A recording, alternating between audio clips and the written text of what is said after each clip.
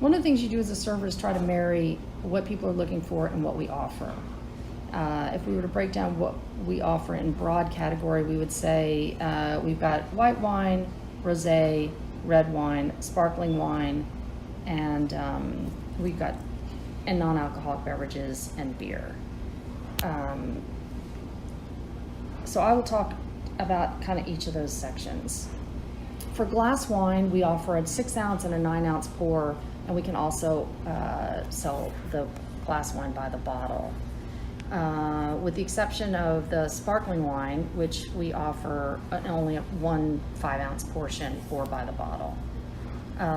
For glass wine, we generally will carry a rosé, a Sauvignon Blanc, a Chardonnay, and then several different Italian varietals or, offerings. So in this case, on this particular list, we have a Soave Classico. Soave is a blend of grapes, Pinot Bianco, which is also Italian, and then Pinot Grigio. Same with the reds. We try to offer a distribution that accounts for taste and price point. So we want to give people the option of having something a little nicer or maybe not as nice and spending a little less. And then we want to make sure that the taste profile fits the customer base. So we will have like a heavier cab in the winter, and we'll also have definitely some Italian varietals that are both fruit forward and a little earthier. We'll also probably have a fruity Pinot Noir, something that's lighter. Same like in this case with the Côte d'Aron, those offer a lighter version. So we want to have weight and acidity and tannin and price point kind of covered in by the glass offerings. We offer sparkling and rosé all year round, and we want to again cover price point. We want people to have the opportunity to get something that's a little bit fancier. In this particular list, we have a 2007 vintage champagne. And we also have a New Mexican Brut Rosé that's only $30. We'll usually have a couple of rosés as well. In half bottles, we provide the half bottle section for people who want to have, well, let me just say, as an addendum to the by the glass options. So the great thing about the half bottle list is that people can order, if you're a table of two, party of 2 or 3, you can have a couple of totally different wines that are packaged up and meet different parts of your meal. So you could start with a champagne, which you could also get by the glass. But you could get this fancy, in this case, Billecart Simone Brut Rosé. Then you could follow it with maybe a glass of Italian white for your second course, and then finish up with, maybe the Valpolicella Ripasso with your entree, with your duck, let's say. But the combo of the by the glass and the half bottles give this diner, the smaller group diner, a lot of options. You can also sell it to an individual who's at a table and doesn't want what everybody else is having, but it just adds a depth of variety that is really helpful. So these half bottles, they change. They'll, depending on what's available. But again, we try to have a good distribution. In this particular list example, we've got a champagne.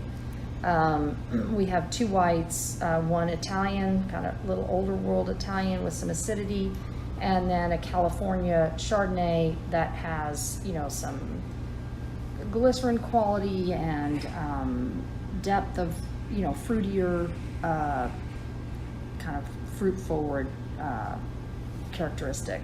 And then similarly with the reds, we've got a lighter Pinot Noir, we've got a Syrah, and then we have an Italian option.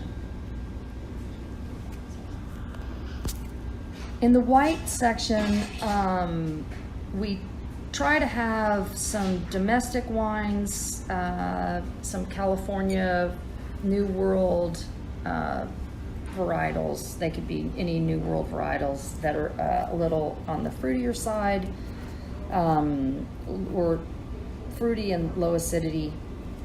And we also offer some Italian options. And in the Italian options, we try to we get a little bit adventuresome for people who want to try something that's kind of interesting. In this particular example, the white wine list will increase during the warm time of year when people buy more whites, and then shrinks up a little bit in the winter. So this is a particularly short white wine list, but I think the distribution of flavors offers a lot of variety for the various customers who might come in. In red, white, Italian, we cover Piedmont, Tuscany, and then really areas beyond Piedmont and Tuscany. So usually we have some wines from the Veneto, and then we'll have some southern Italian varietals or something from Sicily or maybe Sardinia, just depending on what's available, what is a particularly good value. Sometimes we'll come across wines that are especially good values and fit the buckets we're looking for, but they might be a little bit specific, and you'll get specific information about those. But in Piedmont, the things you need to know and study are the basic grapes of Piedmont, and some Piedmontese regions. So Dolcetto, Barbera from either Asti or Alba, and Nebbiolo, those are the main grapes of Piedmont. And Nebbiolo can be made in the areas of Barbaresco or Barolo or Gattinara, and then outside of those are DOCG regions, which you should look up, DOCG and DOC. Those are towns that are designated as areas that are particularly great for that grape. Outside of those regions, the wine is referred to by the grape. In this case, we have 2 Nebbiolos from the Langhe region, and those we think of as like baby Barolos or Barbarescos, and so they come with a lower price tag. They're not as fancy as something that comes from the Barbaresco region, which is particularly optimized for that style, a sort of a softer style of the Nebbiolo expression, or the Barolo region, which is optimized for a kind of a more masculine expression of the Nebbiolo grape. But they're still often ageable and well-made, and always of particularly good value.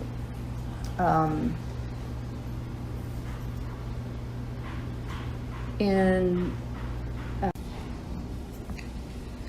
Tuscany, the main grape is Sangiovese. Sangiovese shows up again in several towns with slightly different expressions.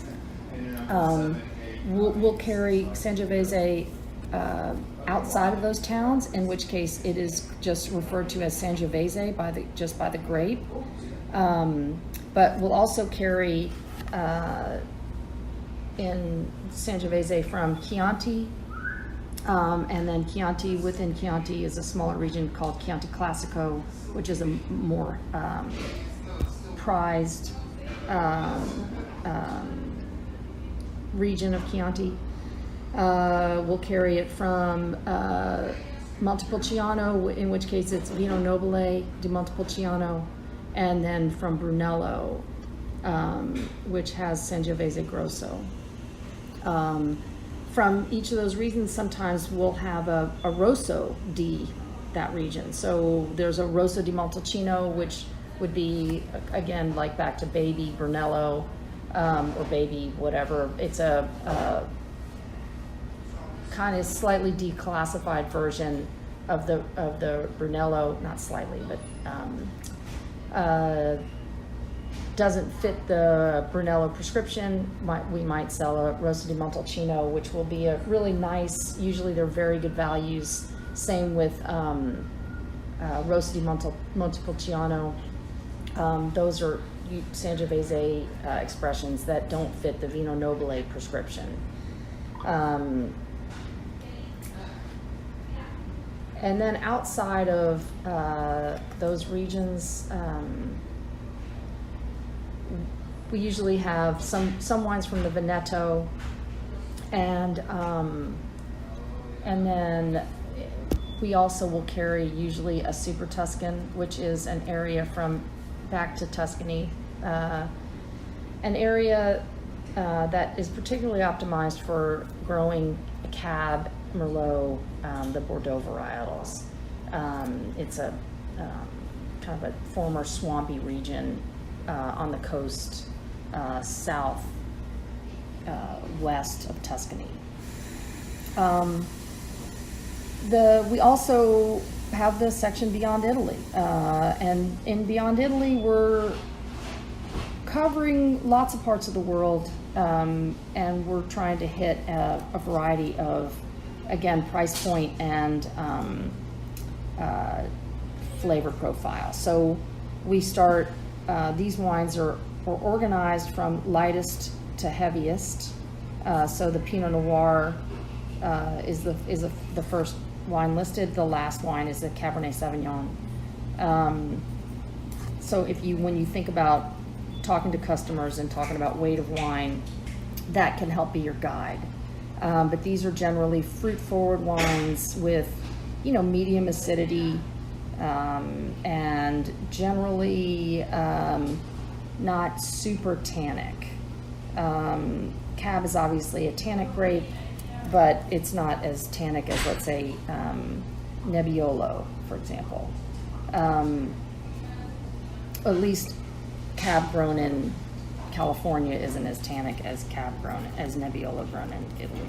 And Nebbiolo only grows in Italy. So in this case, in this particular menu example, we have 4 Pinot Noir, mostly because people like Pinot Noir. They like a lighter wine. It's usually a better sale in the spring, summer, than the winter, but so maybe that list grows in the spring, summer versus the winter, but we'll try to hit a number of different taste profiles. So in this particular example, we have a Pinot Noir from the Willamette, which is one of the better Pinot Noir growing regions of the U.S. or the world, really. We have a Pinot Noir from Oregon, just broadly from grapes from all over Oregon, in the Sean Minor. We also have a Napa Pinot Noir, which is not a typical growing region, but in the case of like Robert Sinski, he's a good producer. This happened to be a particularly nice Pinot Noir. And then we also have this Pinot Noir from Patagonia, which is kind of an adventure. And that's usually when we take a wine, and this is just generally true for the list, if you have a Patagonian Pinot Noir, so it's not a big name, it's not going to sell itself, this is a wine that you would sell. This is a hand sell, because people aren't going to go, they're not going to come in asking for Pinot Noir from Patagonia. But that wine's only $39. So if someone wants a really nice Pinot Noir and they don't want to spend a ton of money, that's a really good option.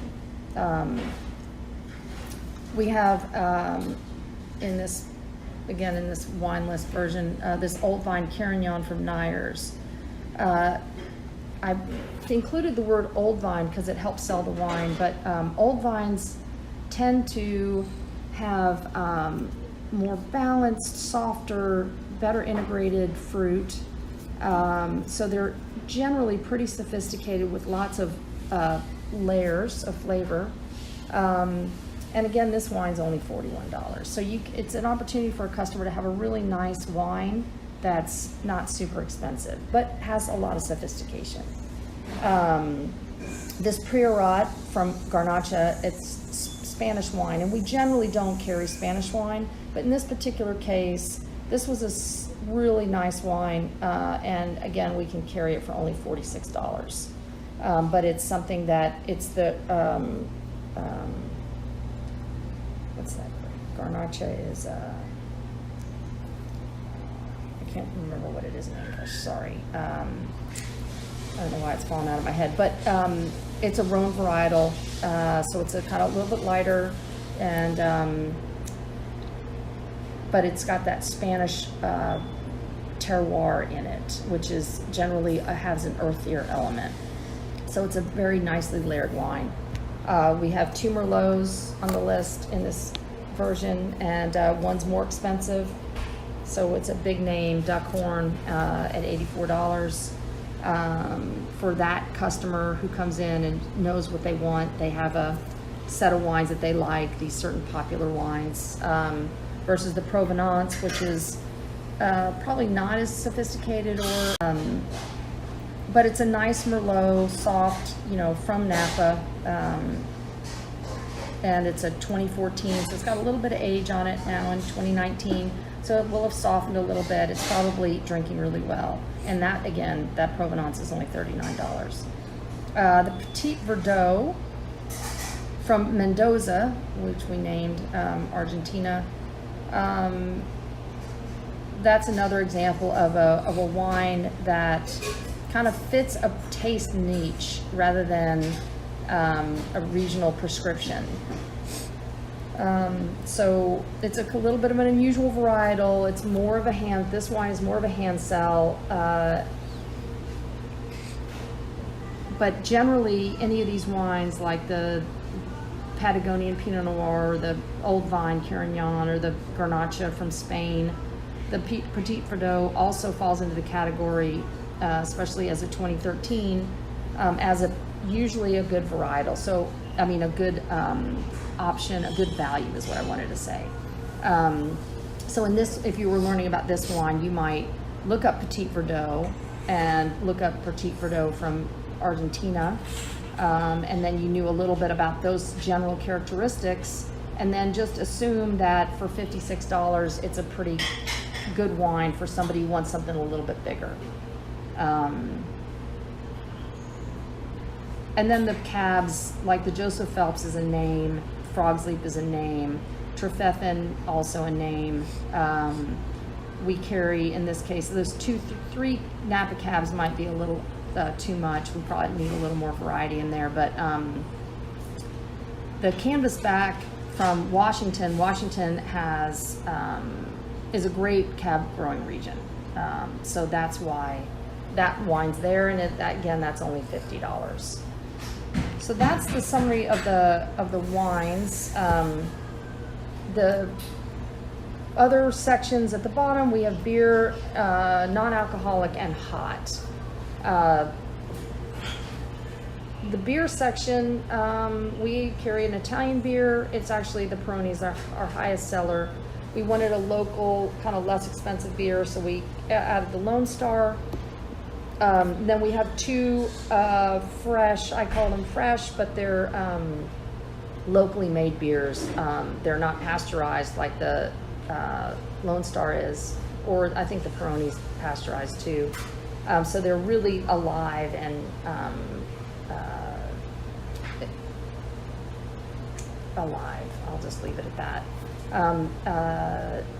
One's from Austin, one's from Garland, and one's from Houston. So we'll usually have a few local beers. For non-alcoholic, again, we're trying to, with this section will grow, but it's trying to satisfy the the person who doesn't want to, doesn't drink alcohol. So we've got a water, if someone wants really fresh water, the sparkling water, still water, which are both bottled, the iced tea, which we make here, obviously, the Pellegrino sodas, which are our substitute for, the sodas are our substitute for carrying big commercial sodas. So we don't carry the big commercial sodas, we just have these options. Not a lot of caffeine in those. And then for hot, we use Texas Coffee Traders. They're a local roaster. They're very careful about the regions that they buy coffee beans from. And these are our options, for something coming out of the espresso machine. We carry Mighty Leaf teas because they're especially good tea. And we only have 4 options in that. So that's the wine list.